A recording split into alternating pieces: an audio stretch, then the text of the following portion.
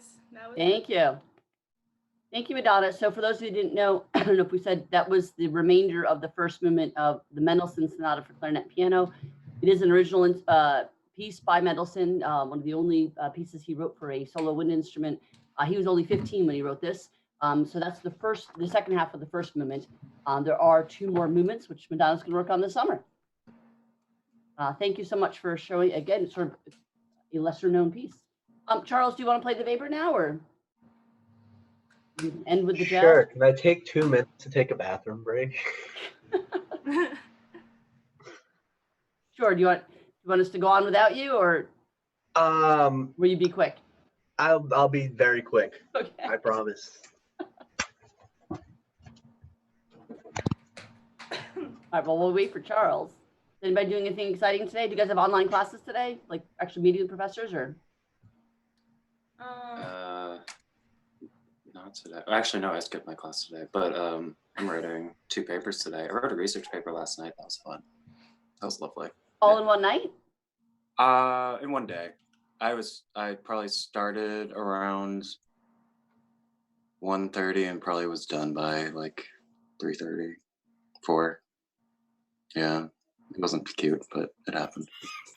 I Yeah, had the same that's thing late. with the paper a couple days ago. You get extra credit then for getting up early this morning. I mean, I went to bed. Really, all of you guys for doing this. I think it's great. It shows that you're interested in learning, and what it's all about. And I worry about what your summers will be like. Most of you won't have the employment that you were hoping to have, or your internships, and or the ensembles and bands. I know one of my adult students plays in a band up in Maine. Their entire summer season's been canceled already. So I know that a lot of outdoor concerts just aren't going to happen. So I worry about getting motivated to practice. So that's why part of what I wanted to do today is by introducing you to more literature, at the very least, just play a bunch of stuff. Even if you're not that excited to practice your F-sharp harmonic minor scales, at least if you're working on new repertoire and it keeps you playing and motivated, that's it would be great during the summer to make progress, but at the very least, you want to maintain what you've done all year and not lose anything. It looks like Charles has rejoined us. Charles, you can play the Weber First Concerto, First Movement? Yes. Right. We are ready when you are. Wonderful. There'll be a lot of sections where I jump around. So they're going to be like brief pauses because there's a lot of rest and whatnot. Whenever you come to a big rest, just take whatever time you need and then continue on. Got it.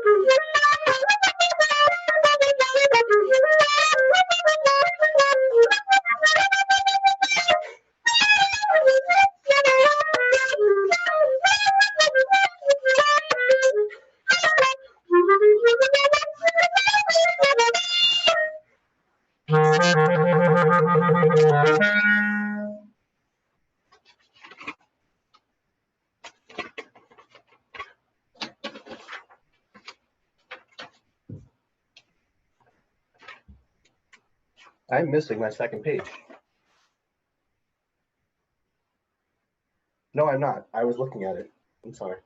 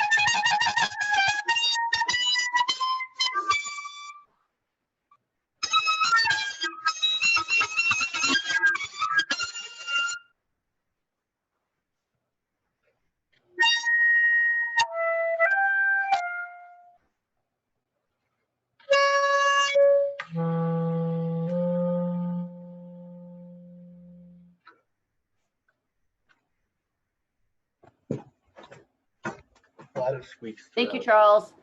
You've been practicing. Nice job. Charles does not have a panel evaluation either, so he's just sharing his music with us out of the goodness of his heart. So Charles, I hope you'll start working on the rest of that piece too, because Baber is definitely one of our standard clarinet repertoire. Can you guys think of all the pieces? Right, we've got Concerto 1, Concerto 2, Grand Duo, Concertant, variations in the theme, Concertino. So it's quite a lot of repertoire for us. So good stuff to learn. All right, Jessica, are you going to do it with the smart music and share it with us? Yes. The accompaniment is pretty cheesy, so you have to bear with it because it's kind of funny. Tell us what you're playing. It's in the I forget what book this is. It's one of the Alfred Jazz improvisation books, and it's called Doo-Wah Blues. Doo-Wah Blues. Awesome.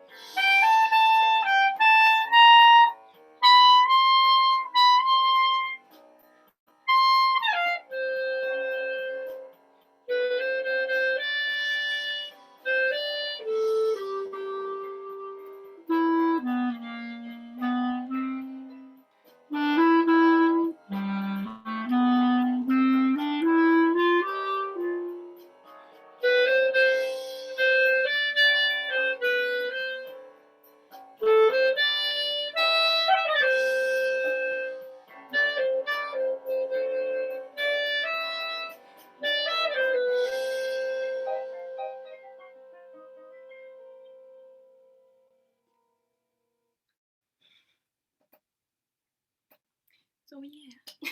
Thank you, Jessica. That's great. And I love that for somebody who hasn't really had any experience doing jazz, that you've been able to experiment with smart music, and at least learning jazz in a vacuum is just impossible. So at least having a rhythm section, some harmony behind you, and in the comfort of your own privacy of your own room, your own bedroom, you can, just figure out how to jam along with it. So for those of you who have not tried any of the jazz stuff on smart music, and maybe for those of you especially that aren't real comfortable doing it, that's a great project for the summer, is just being able to learn and get comfortable with it. There are also, I think, jazz exercises too in smart music. For learning, getting comfortable with some of the blues scales, that kind of thing. But there's all these sort of just tracks to follow along, and it gives you the printed music for the lead, and then it gives you the chord progressions for when you're improvising. So great, Jessica. That's really come along nicely. I think that's fabulous that you've ventured out and done that. I think that's been one of the silver linings to this whole thing. At least you're getting comfortable with this new technology that's out there. So that's all great. All right, so now on to our other rest of our program. Let's see if I can. Here we are.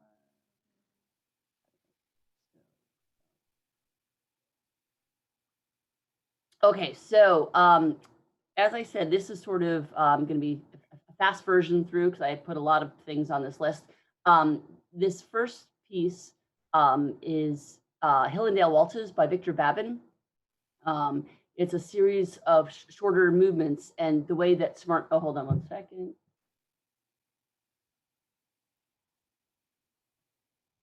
I've been having issues at work. I'll make sure it was them.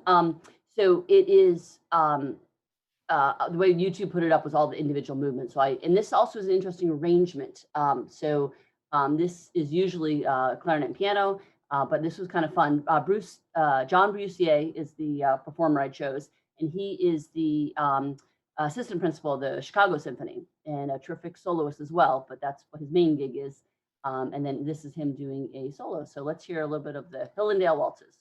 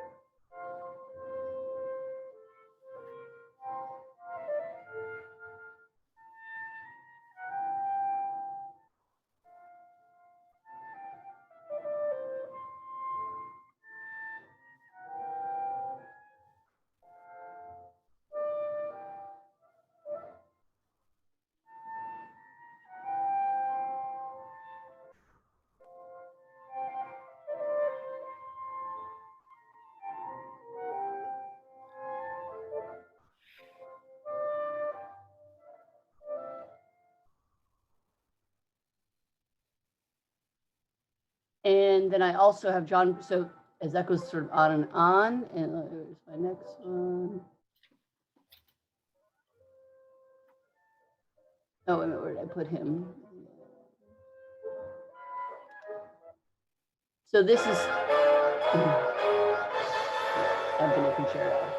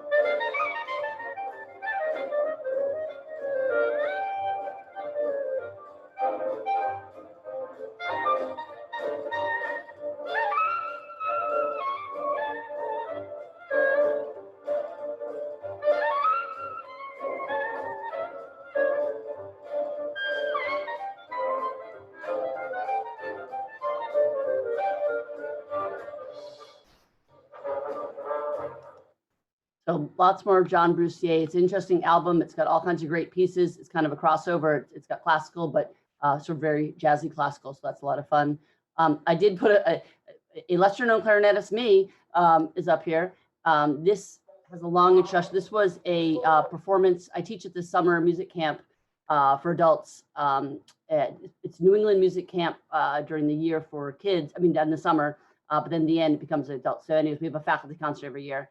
So I will forward because Nina goes on and on. When do I actually play? My pianist is actually a flute player, but she's doing her best to accompany. We don't actually have a pianist up there. This is Adagio and Tarantella, Cavallini. And it's a crappy recording on a phone.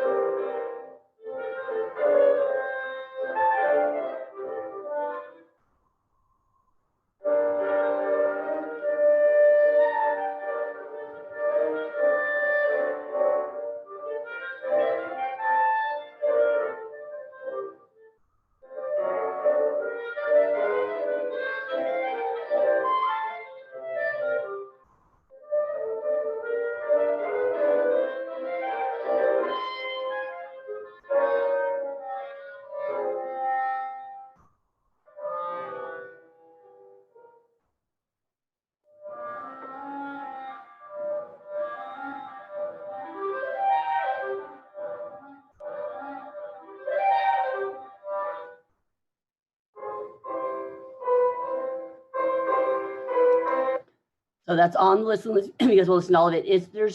This is like the shortened version of it, which was nice for a faculty concert. Wasn't too long. I think it's Arthur Christman that the arrangement is. I will find that for sure. So anyways, as you know, so it gets faster and faster, and it's fun and flashy at the end. And so that's a fun piece to do. So now I'm going to show myself up by a young person. This is, how many of you have heard of Julian Bliss? Raise your hand. None of you. I should have put there's actually on YouTube a recording of him when he was 5 playing. I first heard Julian, I think he was 12 maybe, at a clarinet convention performing. Anyways, this is him performing at the ripe old age of 13. He's a British clarinetist, and he is just a virtuoso. In fact, actually, I went to a seminar with his teacher for when he was little and talking about how to deal with the challenges of teaching such a virtuosic clarinetist. That so here this little boy came to him in England, and after his first lesson, assigned him stuff, and he came back the following week with everything just memorized. And so he'd play his entire lessons from memory, like when he was little. So anyways, just an amazing musician. So let's see what.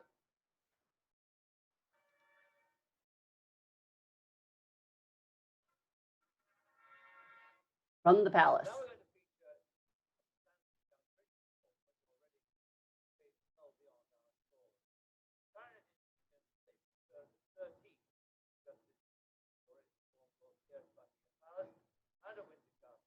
You guys can listen to all that intro at home. Let's see if we can find him.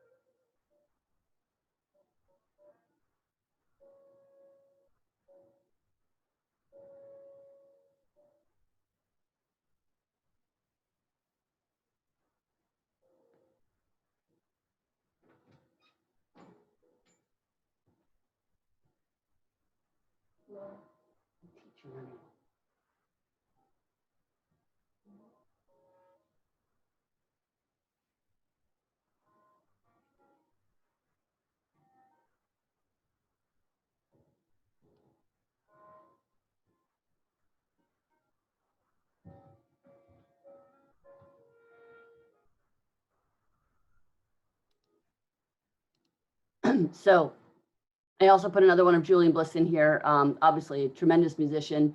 Here's him a little older now, doing a Spore concerto.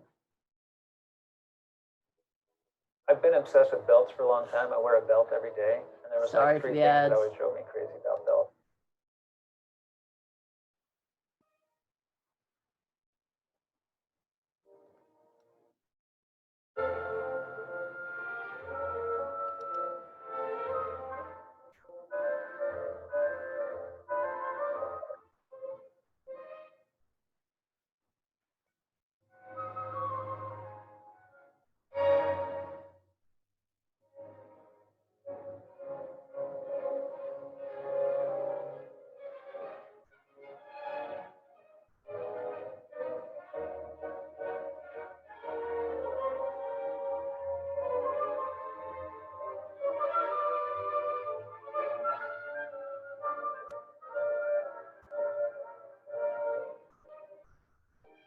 Trying to remember how long the introduction is.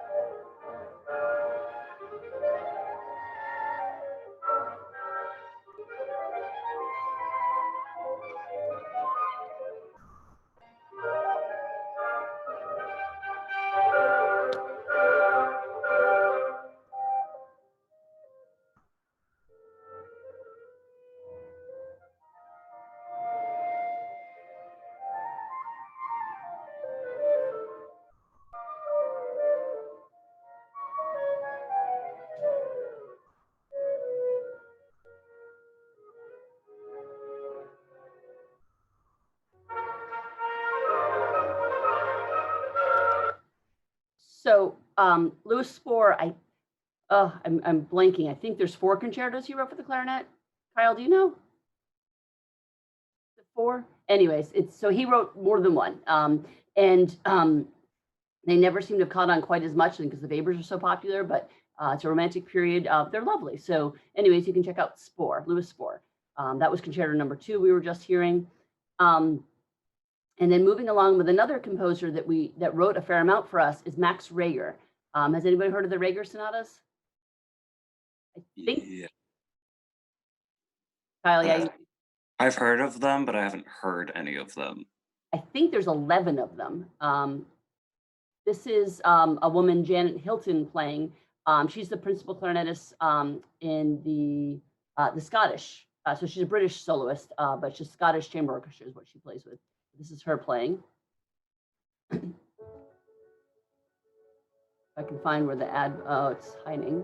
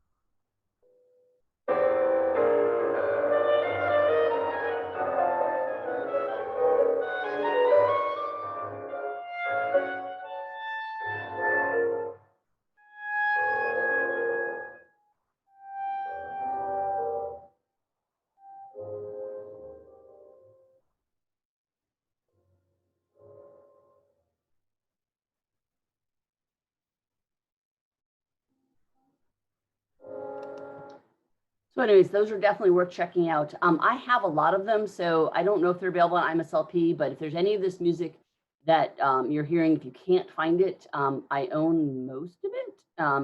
Not all, but most of it. So I can certainly copy and scan stuff if that's something you guys are interested in. So Max Rager, definitely interested in checking it. And I'll send you I'll send this whole playlist to you as well. And then this next one is the Martineau. So I'm not sure how you know Bohuslav. So everybody says B. Martineau, but Bohuslav is his first name. And this is a sonatina for clarinet. The recording I have is a Czech Republic clarinetist. Here we go. Anna Savosa.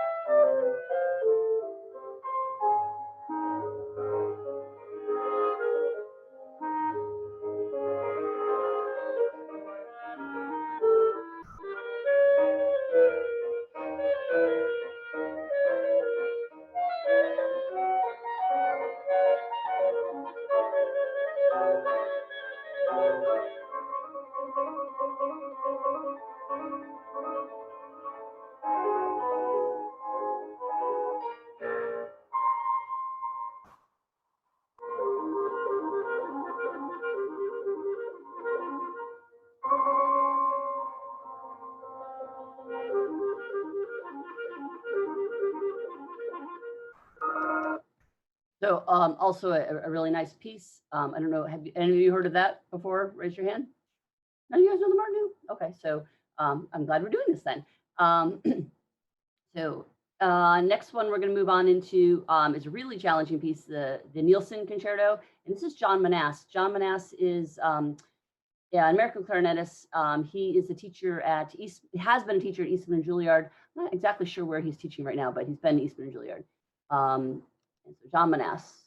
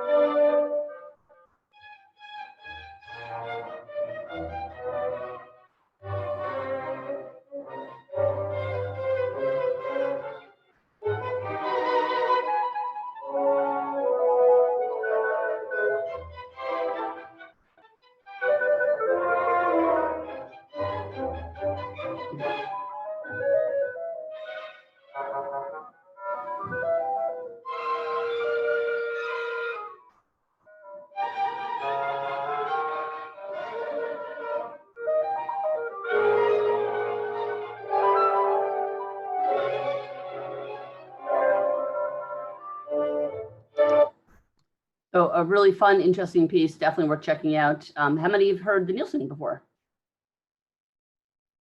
Okay, so It gets really challenging as the piece goes on. I think I just put some of the things on YouTube. They don't always want to put the whole piece in its entirety, right? They kind of put it in pieces when it's an actual professional recording, so you can hunt for the rest of it. That's the first movement I put up. So this next one, Richard, I don't know if it's Spacey is how you say his name. He's on faculty at University of Maryland. And this is a piece I've never heard of before, but I liked it. So I thought, well, you know what? Why not put it up here? So this Clarinet Sonata by Ian Hamilton. That is so weird. That's so weird. That's like super weird. It's kind of weird. That's a little weird. That's weird. That's so.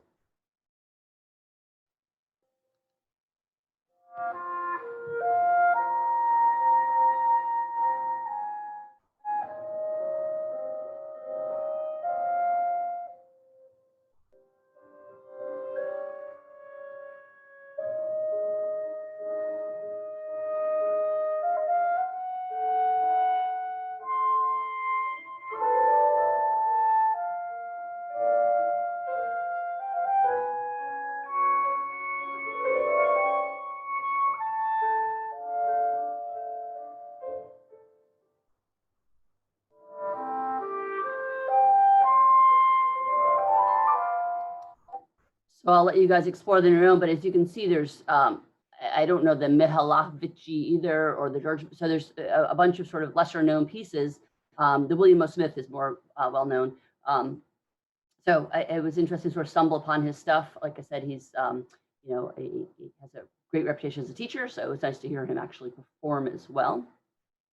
The next one, Robert DeLutis, is he's the associate professor at University of Maryland. He's the principal at the Annapolis Symphony, and this is a recording of him doing a piece by Henrik Sutermeister, the Capriccio. This is, if for those of you looking for solo pieces sometimes, it's written for A clarinet. Some people do play it on B flat, but it's written for A clarinet. And here we go.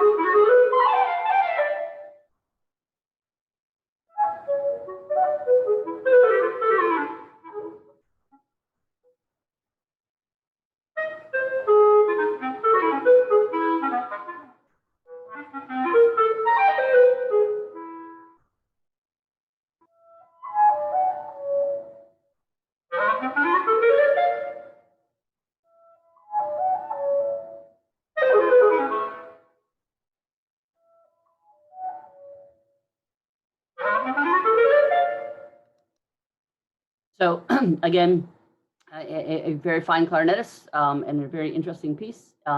Challenging, but not over the top. And we're going to move on because we're running out of time. Reginald Kell was a name I heard all the time growing up. He was big in the 50s. He was the principal of the London Phil and the Royal Phil, and he passed away in 1980. But my mom played clarinet up until she was in college, and she had a bunch of his recordings. Reginald Kell was kind of the Richard Stoltzman of his time. He played Mozart with vibrato. He was a very flamboyant performer. But this is him doing the Templeton sonatas. I know I've had some students do them in the past. So the pocket-sized sonatas are arranged for clarinet and piano, or written for clarinet and piano.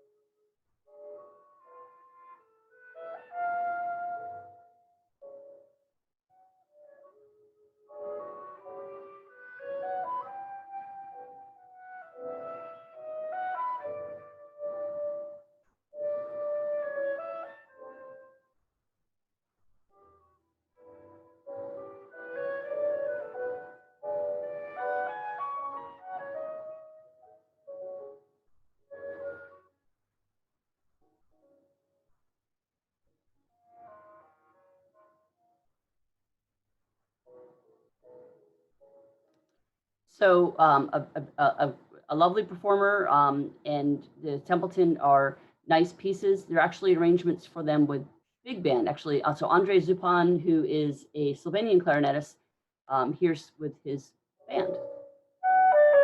Oh, actually, it starts with piano. Actually, wrong one. All right, so let me see a couple different versions of Templeton.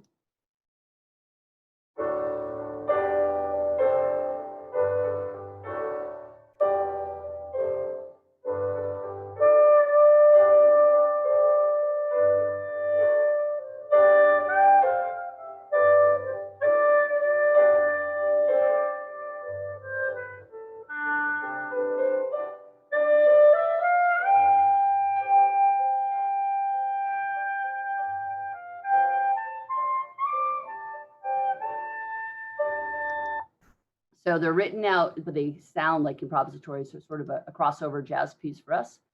I thought I had one with the band arrangement. Here we go.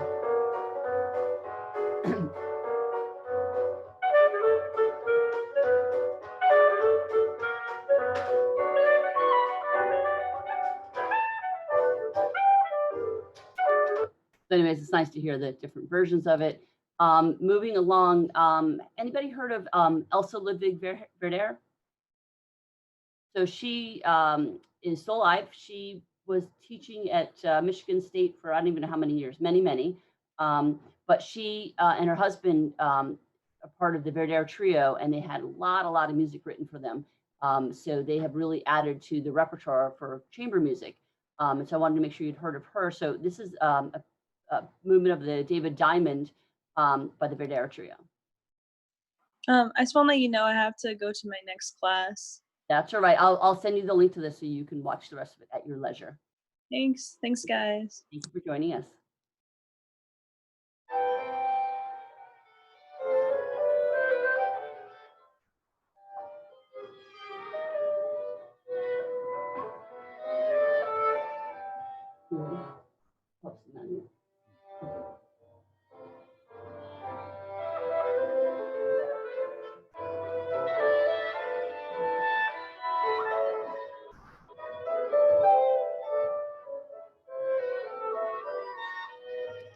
So in the clarinet world, they're pretty well known. They had their trio for many years and a lot of music written. And here's actually, I think this piece was written for them.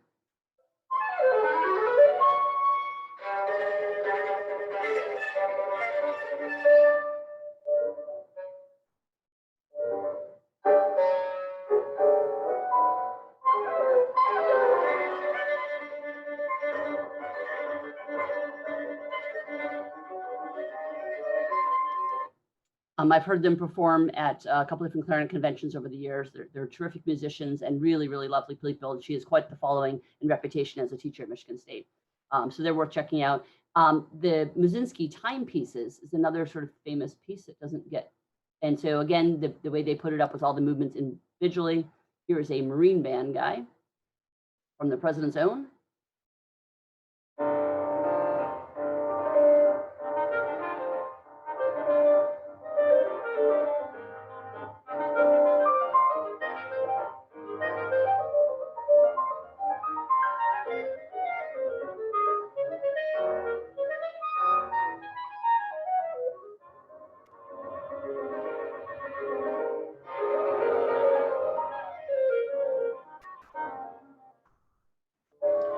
So that is Parker Games from the President's Own, and they often not only play as an ensemble, but they do recital concerts, chamber music. So here's his performance, and all the movements are up there for you to listen to at your leisure.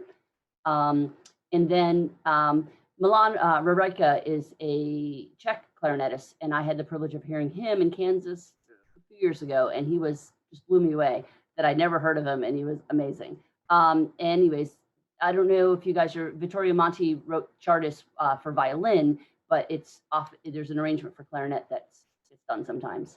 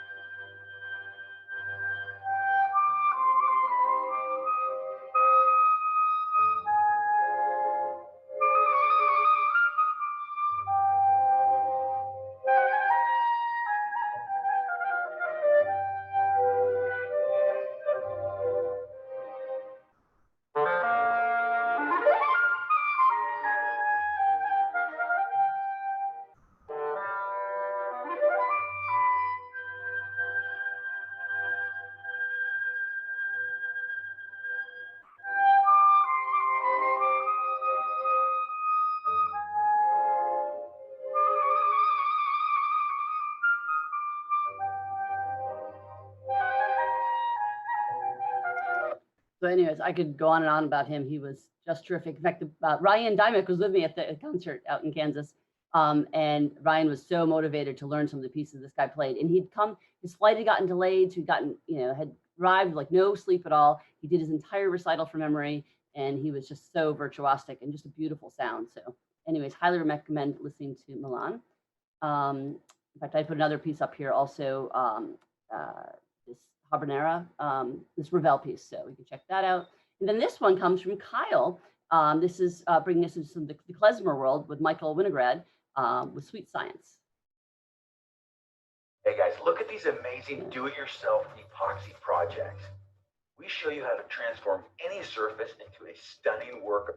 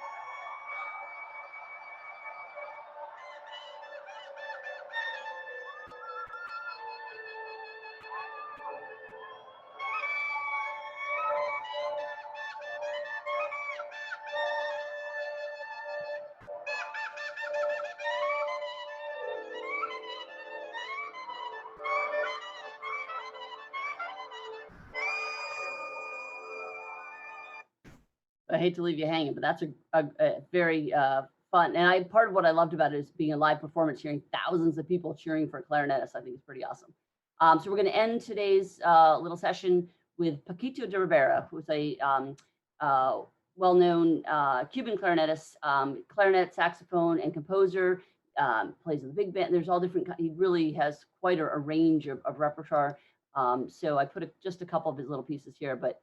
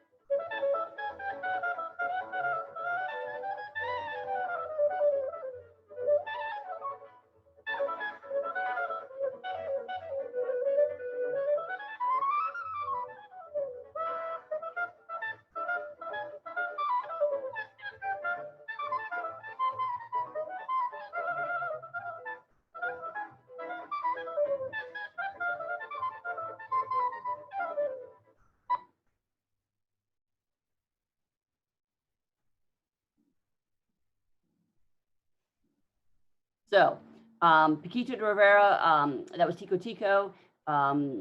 If you ever do make it to a clarinet convention someday, he often performs at those, but he performs all over the world. He's older now. He's like 70, 72, something like that. Maybe more. Oh, actually, you know what? Yeah, something like that. But I think he's still around. But anyway, so I'm hoping that gave you a small glimpse into the fact that there are so many great clarinet players around. We only get to sort of a few of them become household names, but there's a really lot of talented players. And with Naxos and YouTube, it's easy to be able to sort of hear all of these people. So I would make yourself some playlists, find some composers that you like, pieces that you like, and one of the great ways to learn and get better is by listening. You know, if you can hear sounds that you like to emulate, you know, sound like, hey, that's the kind of tone I'm looking for, or just learning what the pieces are, learning what the accompaniment sounds like to go with it. There's a lot to be benefited just from the process of listening. So I know you guys have crazy next week or two with finishing up your seminar, your classes, and your exams. But after that, maybe come up with a plan of, you know, picking a few pieces that, you know, really, you know, you feel that are interesting to you, and, you know, have some projects for the summer. So anyways, I hope that was useful, that you opened up your eyes a little bit as to all the great music and great players that are out there. And I hope you have a wonderful week, and I will see you all on Friday for your last lesson.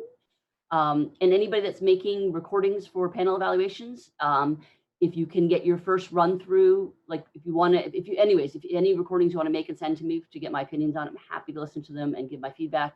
So that's absolutely on the table, even if it's after Friday, whatever time you guys, I think it's, you have to submit them by May 4th. Yeah, by Monday before 5. I don't know what time, but sometime Monday. All right, so I'm going to see you guys on Friday. So hopefully by then you've tried at least once to make your run through. So maybe you're happy with it and you want to just go ahead before you submit it in, or maybe you're not that happy with it, and we can work on that. So, all right, well, I will see you all on Friday. Have a great week and survive all the craziness of the projects and papers. Okay. Yeah, you too. Good to see you. Good to see you. See you guys later. Bye.